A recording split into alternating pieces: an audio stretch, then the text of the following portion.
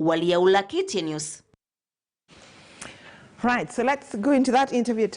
I told you about Kenya and Somalia, and Kenya and Somalia say they are resetting their relations, ending an awkward 8-month period characterized by bickering and insults between them.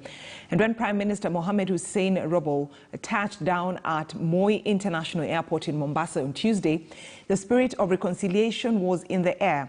We delve into the pacts that come from this new dawn of relations. I'm joined by Hamid Hashi, Regional Affairs Analyst. Thank you so much, Hamid Hashi, for joining us here on KTN News Center this morning. So we're seeing Kenya and Somalia deciding to put their differences aside. What does it mean for both countries?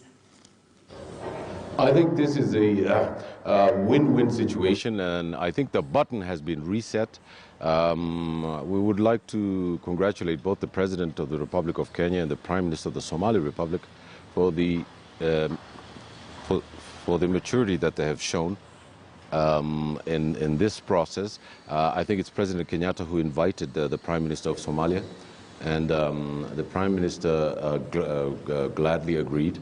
And I think that it's really important that the whole region, as you know, the whole region is now under flux. You know what's going on in Ethiopia, and the whole region needs to see that diplomacy works, that diplomacy is the basis of how our countries should move forward. Mm-hmm. And I think that this button that has been reset, the committee has been brought up on both sides, the Somali-Kenya committee, the bilateral committees that are going to work out on the modalities, on the blue economy, on all the economic and political issues that confront Kenya and Somalia today. So this is a win-win situation for everybody. But then why did it have to take long, 8 months, for this to be settled?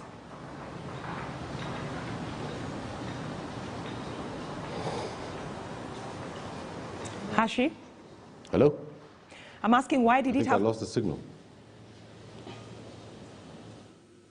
All right, looks like Hashi is having a bit of some problem getting me from my side, but he's joining us just to talk to us about that decision that Kenya and Somalia have decided to take. And just remind you that Kenya and Somalia say that they are resettling their relations, ending an awkward 8-month period characterized by bickering and insults between them. Remember, this comes after President Uhuru Kenyatta met with the Prime Minister Mohamed Hussein Robo, who touched down at the Moi International Airport in Mombasa on Tuesday.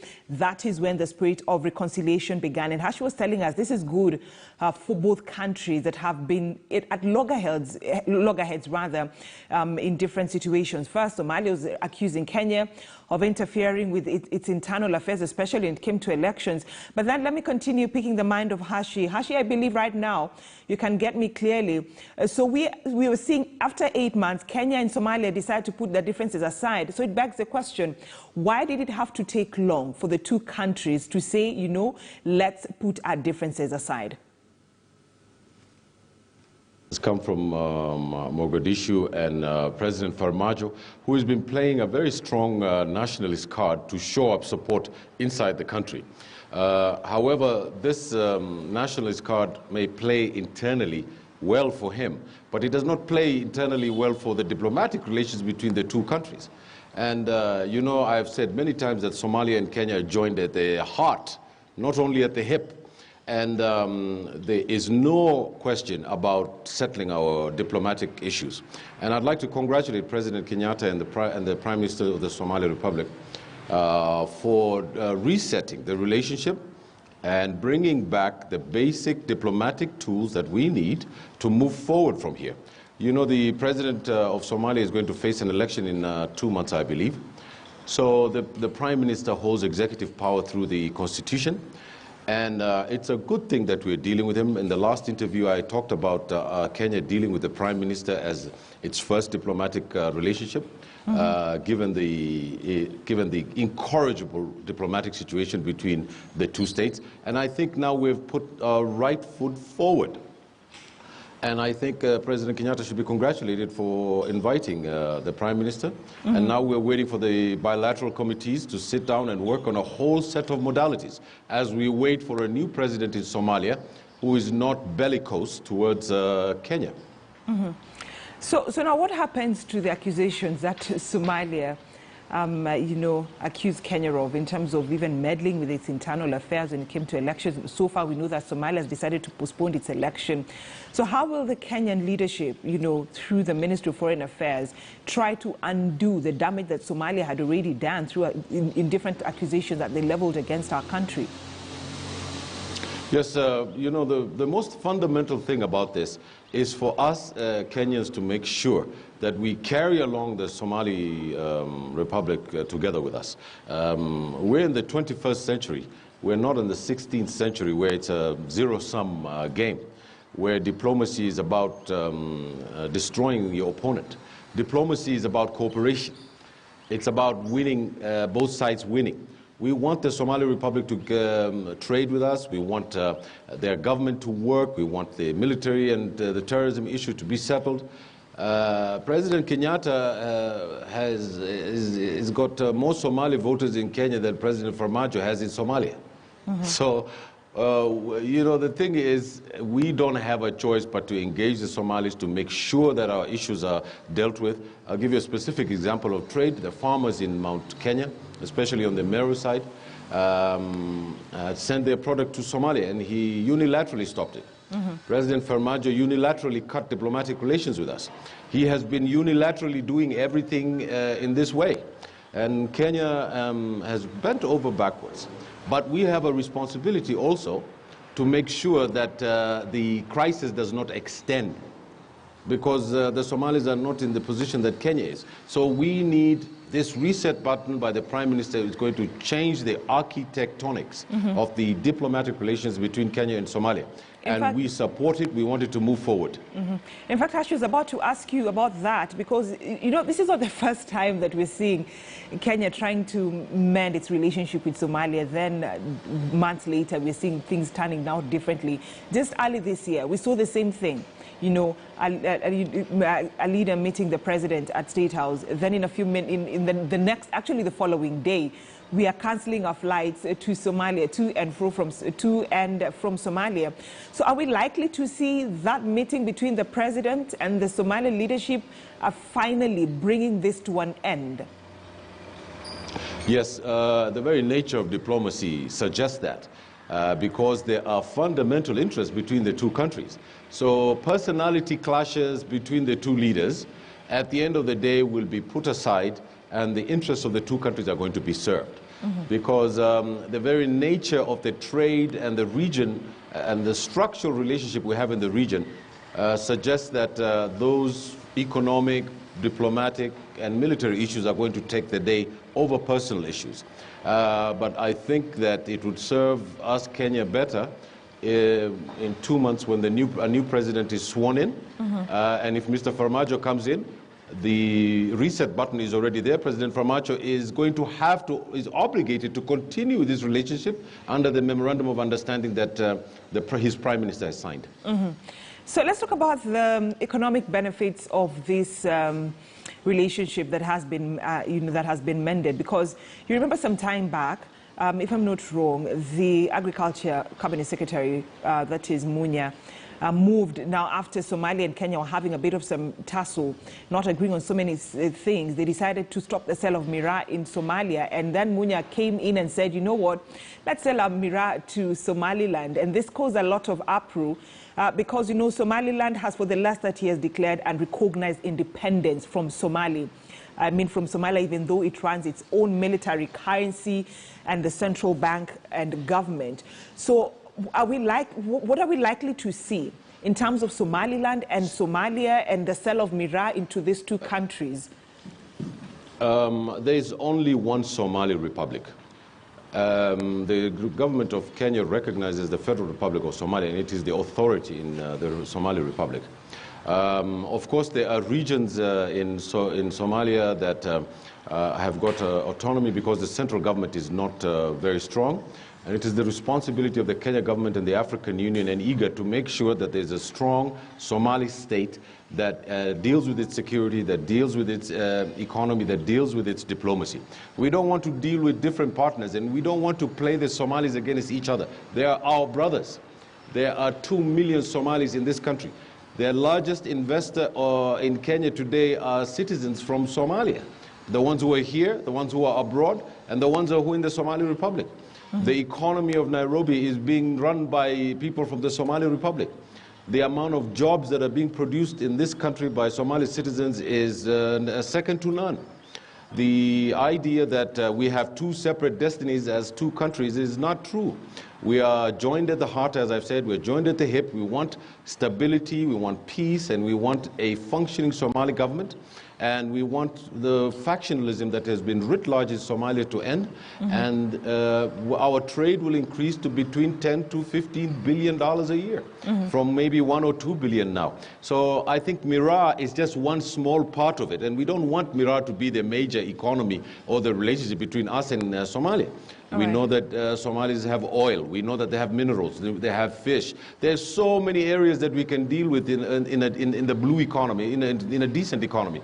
And I think this relationship is what we need to work on. And President Kenyatta, I want to congratulate President Kenyatta for bringing the Prime Minister here. And I think the button has been reset, and we look forward to a more robust diplomatic relationship and a more civil relationship between the Somali Republic and the Republic of Kenya. But now what happens to the sensitive issue, the maritime border? I think that that has already been settled.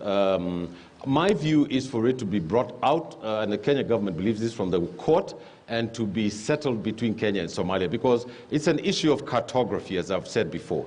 Maybe we need the IGAD and the African Union. We as Africans have to stop running to Europe. Every time there's a problem, we don't need to go to the Europeans. We need to find solutions here in our home, in our backyard. What is IGAD doing? What's the African Union? You can see what's going on in Ethiopia, madam. The country is burning and nobody is caring about intervening in Ethiopia. Africans have to get out of their ostrich policy and come out and look at the sunshine and say, we are responsible for ourselves. Nobody's going to help us. You can see our COVID-19 situation. Nobody is with us. We need to do things our own way or we're not going to succeed. But then Hashi, you know, with all due respect, I mean, after the president and the prime minister for Somalia met, the only statement, let me just quote this, let me quote it correctly.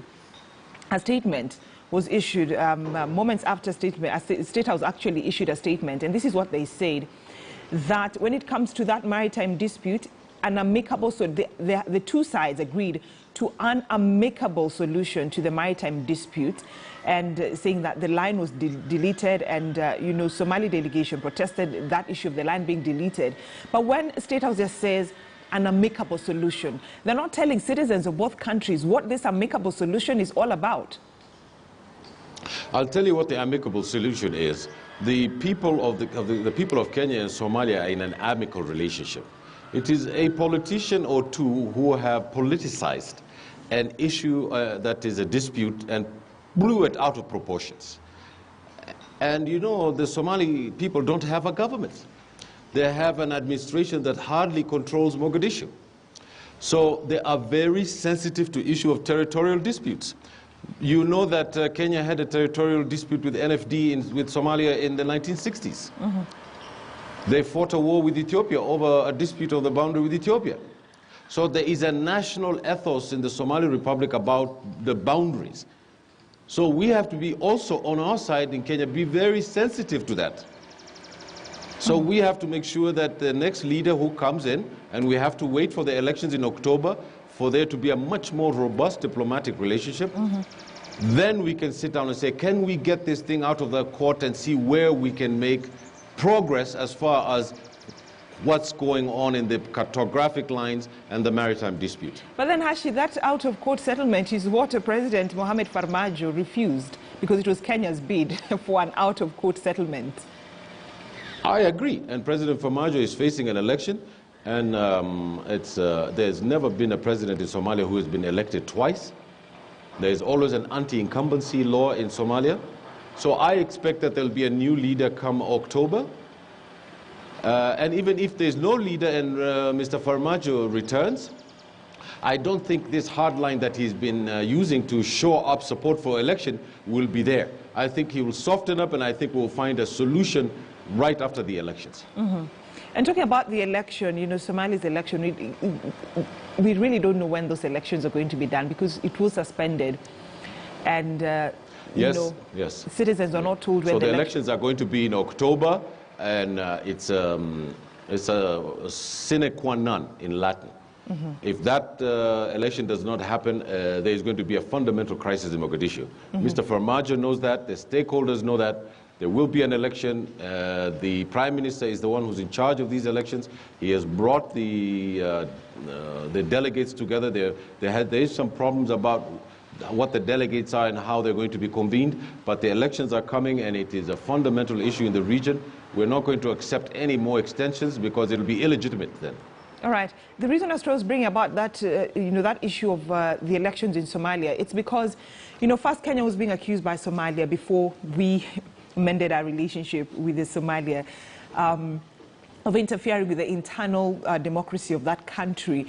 So now with what we are seeing, transpire in Somalia, and Kenya now making that decision to reconcile with Somalia, what are we likely to do? What is the leadership of this country likely to do? Are they just going to sit at the fence and watch as things unfold, or should they get in and have a discussion with the leadership of Somalia as a way of not also trying to have a frosty relationship that we've had before after these talks were held?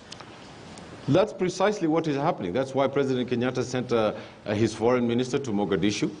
You can see that Kenya is being very, very chivalrous, if I can use that word. The foreign minister went to Mogadishu, invited the prime minister. They went to see the president. They had a very long discussion. And I think that we are now on the road to the recovery of the diplomatic process between us and the Somali Republic. But I think it's very crucial for the foreign minister of this country to know that the line will be when the elections are done and we have a new administration. It doesn't matter if it's this administration or it's going to be a different one. The same issues are going to change. Even President Farmajo, if he returns to power, his line will be a soft line because he does not need to sell the nationalist card internally anymore. He'll have a free hand to deal with Kenya. And I think that the internal politics of Somalia is what is determining the diplomatic relationship between Kenya and Somalia. So what must Kenya do, or what should we do as a country in a bid to ensure that this close relationship that was there has been resolved? So what should we do to ensure that we don't go back to where we were before with Somalia? Well, the president has precisely done that. The communique, I've read the communique, and it says that there has to be clear, definable processes and there are systems in which will guarantee that the issues that have been discussed have solutions. And we're waiting for the board, the multilateral board, the diplomats from Somalia and Kenya to sit down and go through each sentence and each issue line by line, find a solution, and then find the implementation process. And I cannot reiterate more that the October elections are very important for Kenya. We want Kenya's issues will still be fine whether Farmajo comes in or he's thrown out. Because if he comes back in, it means that he doesn't need to play the nationalist card. If there's a new leader, we'll have President Kenyatta dealing with a new partner. So we want a win-win situation for both countries, and we want this conflict to be thrown out. So Hashi, are you saying that the outcome of Somalia, the leadership, that the person who will take over the leadership mantle will determine the relationship that our country will have with Somalia? To a great extent, yes. So a historian once said that people make history, but they don't make history on their own. There are social, political, and economic conditions that propel them to make certain decisions. And I'm very, very optimistic and very positive about what's coming. I think this is just a hiccup. Somalia and Kenya need each other more than anybody else in the world. We all know that. We're here in the city. We're together everywhere. So the win-win situation is coming. Let's stick to the process, and at the end of the day, the light will come out. So isn't that then in that case should Kenya be a worried country? Because I mean, if a new leader comes in, it means it takes back Kenya to the drawing board in terms of now starting new relationship with the new leadership of Somalia. Assume Farmajo is not elected, and also the bilateral trade deals that Kenya has signed with Somalia, some might not be implemented during Farmajo's term. That's true, but when a new leader comes in, he's given the file, as you know, and he's briefed on where things are, and he's brought to speed, and then he will paint his own hue on the process. But the fundamental economic interests are there. The fundamental diplomatic interests are there. And no political leader wants a lose-lose situation. Every politician wants a win-win situation. For an example, President Kenyatta wants 1.2 million votes from Meru. And he wants their product to go across the border. So whoever is in power there, he's going to want to deal with them. All right. So I don't see huge obstacles. I see that the issues are going to be buttressed. Let's wait for October, what I'm calling the October surprise, and then we can move forward. The October surprise. I like that you're putting it, the October surprise. So as we bring this conversation to an end, I'd just like to pick your mind as to why Farmajo decided to send his prime minister to represent him in that talk that happened between President Uhuru Kenyatta and the Prime Minister of Somalia. So why didn't Farmajo himself come into the country and have that meeting with the president, so that we are seeing two heads of state sitting down to discuss issues that affect both countries? Actually, President Farmajo is a very wily politician. You know, he sent a memo around his government that said that no one is going to sign any memorandum of agreement, nobody's going to sign anything. And you know that the political system in Somalia, the prime minister, once he's appointed, he's actually the actual power in the country. He's the executive prime minister, because the constitution of Somalia says it's the cabinet that are going to make the decisions on government. So I am not be surprised that President Farmajo in public is saying things, but privately he's telling his prime minister to go there and go and make a deal. I think Mr. Farmajo is playing good cop, bad cop with us. But we in Kenya are very good at the good cop, bad cop guy. We're going to figure out what he's doing. But that means it's not a sign of commitment then, from what you're saying. Well, you know, he is in a very bad place. There's nearly very slow. There's a very minimum chance that he's going to win. All right. So he's going to try everything in the last minute to try and show up support so that the delegates can give him the votes. So he has to look, he has to play this nationalist card. He has to say, I'm more committed to Somali interest than anybody else. Please vote for me. And this game has come out into the open, and I think he will rue the day if he thinks that that's what's going to make him president in Somalia. All right, so we wait and see what will happen after the elections are held. What you term as the surprise October presidential election. You remember, of course, I have no monopoly on the truth, but in the last 3 or 4 interviews, I correctly predicted this and analyzed this and said that it's better for us to deal with the Prime Minister. And the Ministry of Foreign Affairs obviously came independently to that conclusion as well. And I think this is the way to go. And my firm policy statement is that we need to wait for the October surprise. Then we can move forward. All right, let's wait for the October surprise. Ahmed Hashi, thank you so much for joining us here on KTN News Center this morning. He's a regional affairs analyst, taking us to another commercial break. I'll be right back with more news making the headlines during the second hour.